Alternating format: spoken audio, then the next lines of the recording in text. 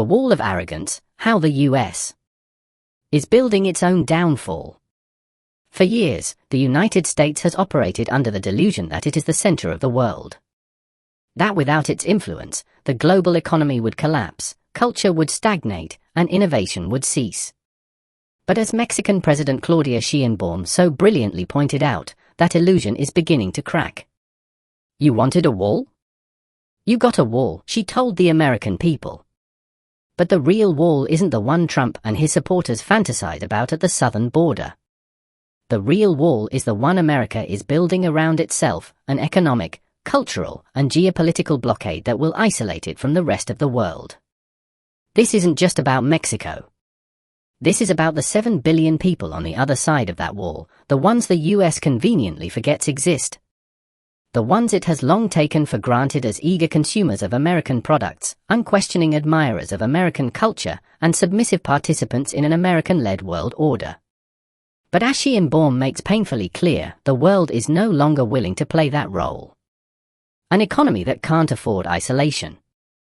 For decades, America has bullied its way through global markets, assuming it could dictate trade terms and consumer behavior without consequence. But what happens when the world decides to walk away? Sheinbaum lays it out bluntly. Apple can be replaced. Samsung and Huawei stand ready to take its market share. Ford and Chevrolet? Who needs them? The world already prefers Toyota, Hyundai, BMW, and Renault. McDonald's?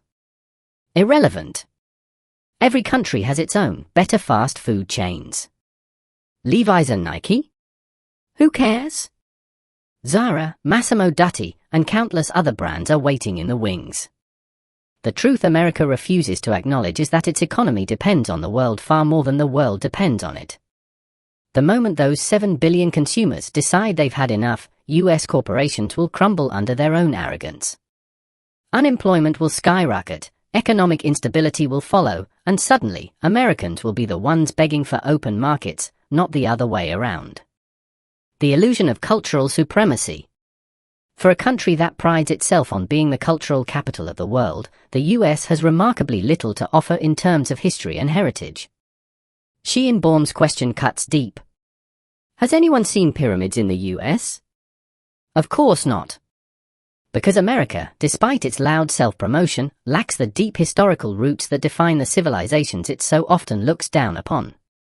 Tourists don't travel across the globe to see a shopping mall in Miami when they can walk through the ruins of Egypt, explore the ancient cities of Mexico, or visit the great wonders of Europe and Asia.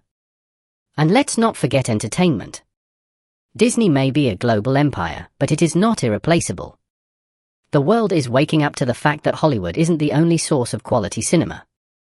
Bollywood, European studios, and even Mexico's booming film industry are proving that audiences don't need American storytelling to be entertained. The real consequences of building walls. The irony of Trump's wall, and of the nationalist fantasy that fuels it, is that it doesn't just keep people out. It keeps Americans trapped. Trapped in a false sense of superiority. Trapped in an outdated economic system. Trapped in a belief that the world cannot function without them.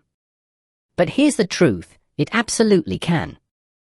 The moment the world decides to shut America out in response, the consequences will be brutal.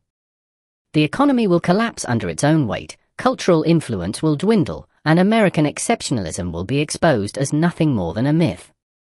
And then, just maybe, Americans will understand what it truly means to live behind a wall. Sheinbaum's message is more than just a political statement, it's a warning.